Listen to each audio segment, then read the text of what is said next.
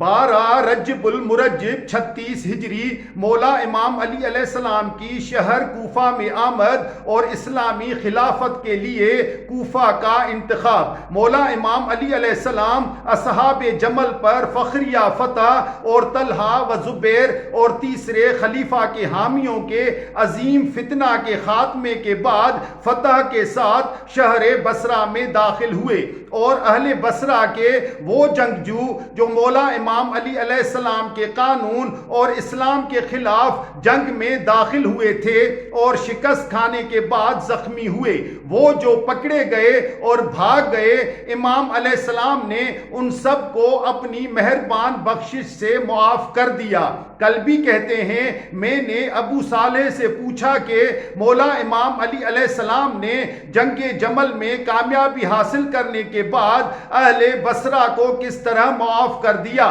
اس نے کہا، آپ علیہ السلام اس طرح انہیں امن و سلامتی کا حکم صادر فرمایا تھا جس طرح جناب رسول خدا صلی اللہ علیہ وآلہ وسلم نے فتح مکہ کے بعد اہل مکہ کو معاف کر دیا تھا۔ بہرحال اہل بصرہ نے اصحاب جمل کے فتنے کے بعد خوشی سے امام علیہ السلام کی تجدید بیعت کی، اور بصرہ کے بعض لوگوں نے جمل کے فسادیوں کے ساتھ تعاون پر شرم اور ندامت کا اظہار کیا۔ چند دن بصرہ میں ٹھہر کر مولا امام علی علیہ السلام نے خزانے کو لوگوں میں تقسیم کرنے اور جنگ کے زخمیوں کا مداوع کرنے کے بعد جناب عبداللہ ابن عباس کو بصرہ کا والی متعین کر کے خود کوفہ کی طرف روانہ ہوئے۔ مولا امام علی علیہ السلام کی کوفہ آمد 12 رجب المرجب 36 ہجری کو ہوئی۔ اہل کوفہ نے شایان شان طریقے سے آپ علیہ السلام کا استقبال کیا اور درخواست کی کہ کوفہ کے سرکاری محل دارالامارہ میں اتریں، مگر آپ علیہ السلام نے سرکاری محل کے بجائے کھلی فضا میں اترنے کو ترجیح دی، اور پھر آپ علیہ السلام کوفہ کی مسجد اعظم پہنچے اور 2 رکعت نماز بجا لانے کے بعد شہر کے باشندوں کو ایک خطبہ دیا اور حمد باری تعالی اور جناب محمد مصطفیٰ صلی اللہ علیہ وآلہ وسلم و آل محمد علیہ السلام پر درود و سلام کے بعد فرمایا، تمام تعریفیں اللہ کے لیے جس نے اپنے دوستوں کو نصرت عطا کی اور اپنے دشمنوں کو مقہور و شرمندہ کیا۔ خدا کا شکر ہے جس نے سچے حقدار کو عزت دی اور جھوٹے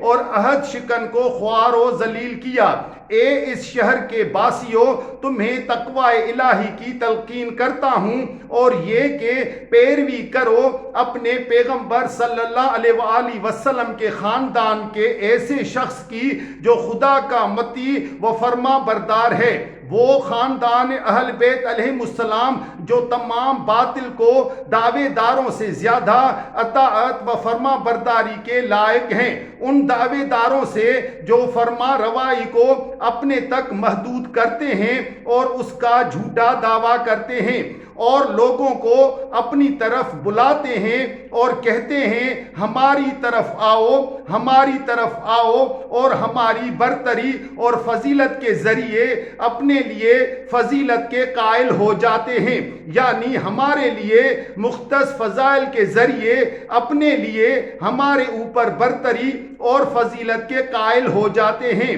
اور ساتھ ہی ہماری حکومت اور ہماری ولایت اور امامت کا انکار کرتے ہیں اور ہمارے حقوق کو پامال کرتے ہیں اور ہمیں اپنے حق کے استعمال سے منع کرتے ہیں۔ بے شک انہوں نے بدسلوکی اور بد کرداری کا کڑوا پانی چکھ لیا، اور بہت جلد اس سے بھی زیادہ برے انجام کا یعنی دوزخ اور آخرت میں سامنا کریں گے۔ بے شک تم سے بھی بعض لوگوں نے ہماری مدد و حمایت سے ہاتھ کھینچ لیا اور یوں ہمارے دشمنوں کو تقویت پہنچائی۔ میں ان کے کردار پر غضبناک ہوں اور ان سے خوشنود نہیں ہوں، چنانچہ ان سے دوری کرو اور جو کچھ انہیں پسند نہیں انہیں سنا دو تاکہ ہمیں خوشنود کریں، اور وہ وہی کچھ کر دکھائیں جن کی ہمیں ان سے توقع ہے۔ مولا امام علی علیہ السلام نے